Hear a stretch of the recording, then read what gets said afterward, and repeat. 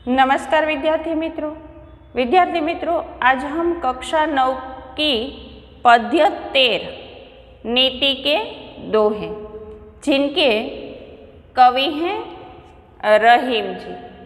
तो इस कविता को, दोहे को हम समझने का प्रयत्न करेंगे, लेकिन इन दोहों को समझने से पहले हम थोड़ा रहीम जी का परिचय भी समझ ले। रहीम का पूरा नाम अब्दुल रहीम खान खाना था। उनके पिता का नाम बैरम खां था, जो अकबर के अभिभावक थे। यानी अकबर को, बादशाह अकबर को बैरम खां ने ही पाल पोष कर बड़ा किया था। अभिभावक यानी पालन पोषण करने वाला। रहीम अकबर के नवरत्नों में से एक थे। ऐसा मानते हैं कि कहा जाता है कि अकबर के दरबार में 9 रत्न थे, यानी अलग अलग विषय के विद्वान, जानकार, तज्ञ, ऐसे 9 रत्न थे, यानी 9 व्यक्ति थे। उनमें से रहीम जी एक थे। रहीम की कार्यक्षमता और बुद्धि से अकबर बहुत प्रभावित थे और इसीलिए उन्होंने रहीम को अपने दरबार का महामंत्री का सर्वोच्च पद जो है वो प्रदान किया था। रहीम संस्कृत, अरबी, फारसी के विद्वान थे। ये 3 भाषा के विद्वान थे, संस्कृत, अरबी और फारसी। दानी के रूप में बहुत ही सुविख्यात है। यहाँ पर ज्ञानी होना चाहिए। जीवन के व्यवहारिक अनुभवों को उन्होंने अपनी सदसई में व्यक्त किया है। उनके जो दोहे हैं ये जीवन के अनुभव पर आधारित हैं और इसीलिए उन्होंने अपनी सदसई में जो दोहे हैं उनमें अपने जीवन का अनुभव जो है उस अनुभव को उन्होंने व्यक्त किया है। यहाँ पर जो पहला दोहा है, प्रथम दोहा, उनमें परहित की भावना है, यानी हमें हमेशा दूसरों का हित सोचना चाहिए। दूसरों के लिए ही अपना जीवन जो है वो जीना चाहिए। और जो हमेशा अच्छे व्यक्ति होते हैं, सज्जन होते हैं, ये हमेशा दूसरों के ऊपर उपकार ही करते रहते हैं। तो दूसरा दोहा है, उस दोहे में सही संबंध की रीत और सच्चा प्यार जो है उसे बताया गया है। तीसरे दोहे में छोटी चीज का महत्व, यानी कोई भी चीज छोटी होने से उनका महत्व जो है वो कम नहीं हो जाता, ये समझाया है। क्योंकि कभी कभी हम ये समझने लगते हैं कि इतनी छोटी चीज से क्या होगा, बड़ी चीज से होगा, लेकिन जहाँ छोटी काम आ सकती है वहाँ बड़ी चीज का कोई महत्व नहीं रहता। यानी कभी जीवन में किसी छोटी चीज या छोटे व्यक्तियों की हमें अवहेलना या अवज्ञा नहीं करनी चाहिए। चौथे दोहे में सही दीनबंधु की बात कही गई है। दीनबंधु, दीन यानी गरीब, तो हमेशा जो गरीबों का हित सोचता है, गरीबों का जो भला करता है, उनकी बात कही गई है। 5वें दोहे में कड़वे वचन बोलने वालों की स्थिति का वर्णन है।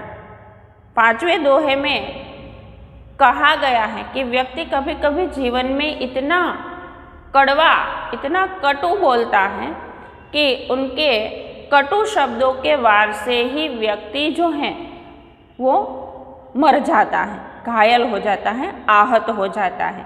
उसे मारने की आवश्यकता नहीं रहती, क्योंकि किसी का हृदय टूट जाता है।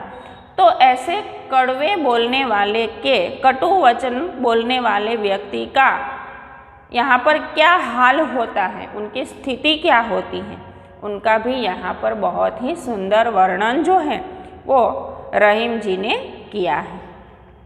छठे दोहे में उत्तम व्यक्ति की प्रवृत्ति, व्यक्ति जो उत्तम प्रकृति वाला होता है यानी सज्जन होता है, उनकी जो प्रवृत्ति होती है ये व्यक्ति का व्यक्तित्व होता है वो कैसा होता है, उनके बारे में बताया है। 7वें दोहे में बिगड़ी हुई बात को छोड़ देने की, यानी अगर किसी से हमारी कोई बात बिगड़ जाती है, एक बार हमारा रिश्ता किसी से टूट जाता है, तो फिर हम लाख प्रयत्न करते हैं, फिर भी ये रिश्ता जो है वो पहले की तरह नहीं होता, यानी बिगड़ी बात फिर से अच्छी नहीं होती, पहले जैसा रिश्ता उनसे नहीं जुड़ता। तो ये बात कही गई है। 8वें दोहे में धैर्य का महत्व तथा अंतिम दोहे में किसी को मांगना नहीं चाहिए, इस बात को उद्धृत किया है।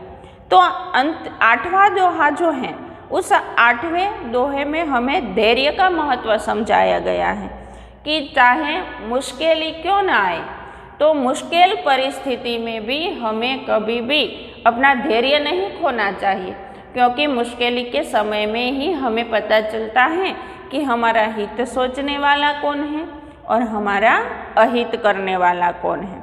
और 9वें दोहे में हमें ये बताया गया है कि हमें कभी भी किसी के पास कुछ भी मांगना नहीं चाहिए, क्योंकि मांगने वाले का स्वाभिमान जो है वो मर जाता है। लेकिन हाँ, यदि कोई अपने स्वाभिमान के मर जाने से हमारे घर मांगने आता है, तो मांगने वाले को, देने वाले को कभी मना नहीं करना चाहिए। मांगने वाले का स्वाभिमान तो मर ही जाता है, लेकिन उसे देने से मना करने वाले का तो उनसे भी पहले मर जाता है। तो ये बात यहाँ पर हमें रहीम जी जो हैं वो अपने दोहे में समझाने का प्रयत्न करते हैं। विद्यार्थी मित्रों, अगर आप और हम आमने सामने होते तो दोहे अच्छी तरह से गाकर समझे जा सकते थे, उनका गान भी किया जा सकता था, लेकिन आज हम एक दूसरे के साथ नहीं हैं, तो ये दोहे जो हैं उसका गान हम नहीं कर सकते। लेकिन जब भी आप स्कूल आएंगे तो हम इसे गाएंगे, उसे गाकर उसका आनंद जो है वो प्राप्त करेंगे। लेकिन आज के लिए हम उसे समझकर ही आगे बढ़ेंगे। तो यहाँ पर विद्यार्थी मित्रों पहला दोहा है, तरुवर फल नहीं खात हैं, सरवर पियहि न पान, कही रहीम पर काज हित, संपत्ति सुचहि सुजान। यहाँ तरुवर यानी वृक्ष, फल, सरोवर यानी तालाब, पियहि यानी पीता नहीं है, पान कर, रहीम परकाज यानी दूसरों का हित, और संपत्ति सुचहि मतलब संग्रहित करना, सुजान यानी सज्जन व्यक्ति, तो यहाँ पर रहीम जी जो हैं वो कहते हैं कि तरुवर कभी अपना फल नहीं खाता, यानी वृक्ष कभी भी अपना फल नहीं खाता। सरोवर पियहि न पान, सरोवर कभी अपना जल नहीं पीता। वृक्ष कभी अपना फल नहीं खाता, सरोवर कभी भी अपना जल नहीं पीता। कह रहीम पर काज हित, संपत्ति सुचहि सुजान। तो रहीम जी कहते हैं इसी प्रकार जो सज्जन व्यक्ति होते हैं ये दूसरों के काम आने के लिए ही संपत्ति का संग्रह करते हैं, दूसरों पर हित करने के लिए ही, दूसरों की भलाई करने के लिए ही संपत्ति जो है उनका संग्रह करते हैं। एक बार फिर से पूरा दोहा जो है वो समझ ले कि वृक्ष कभी अपना फल नहीं खाता, सरोवर कभी अपना जल नहीं पीता।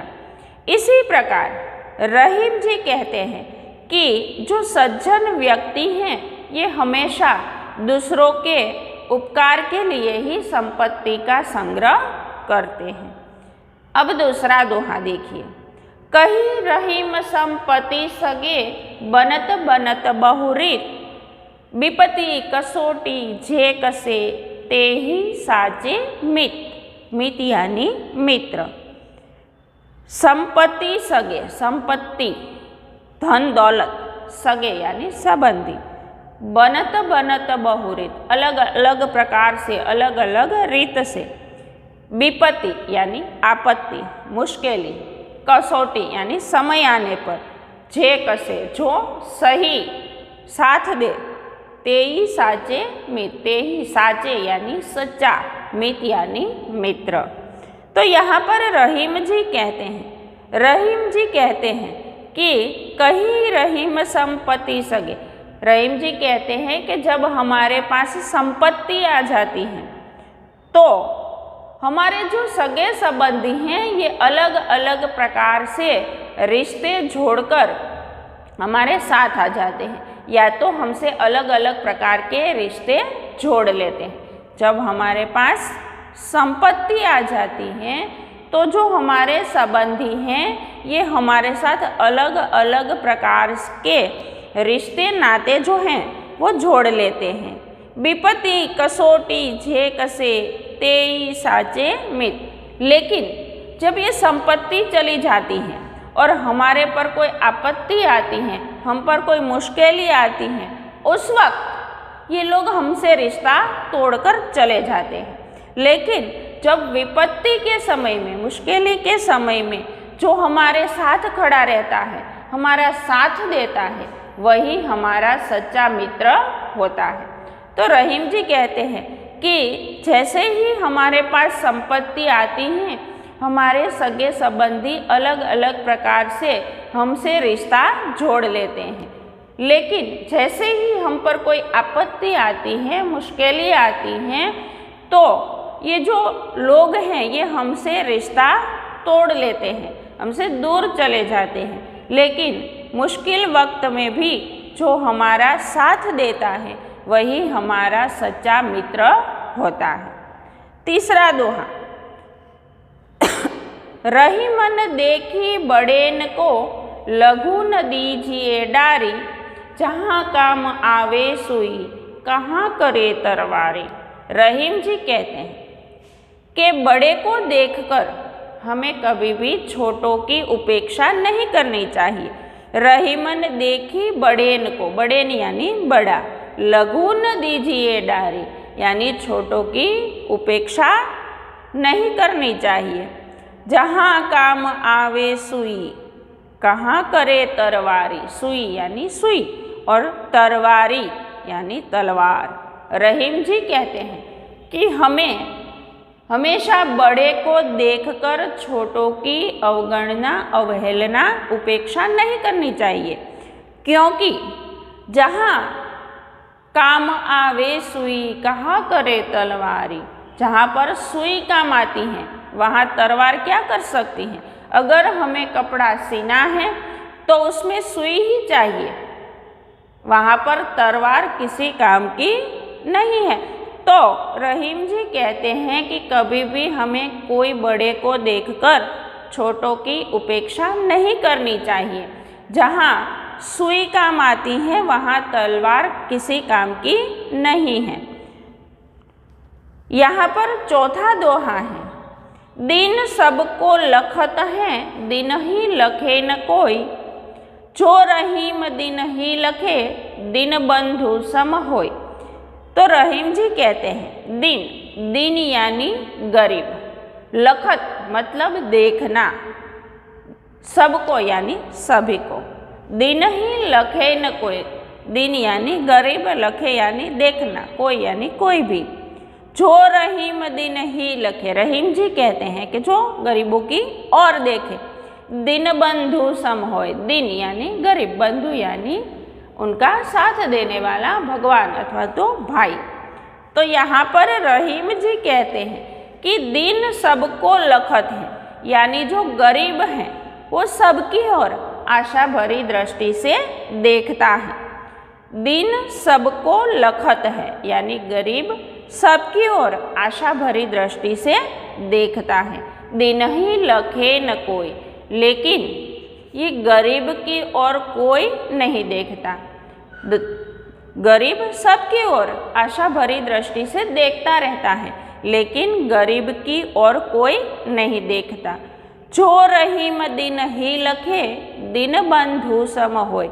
रहीम जी कहते हैं कि जो गरीबों के सामने देखता है, यानी कि उसका भला करता है, उनका हित करता है, इनके हितों के बारे में सोचता है, वो दीनबंधु सम होय, वो गरीबों के लिए भगवान के समान होता है।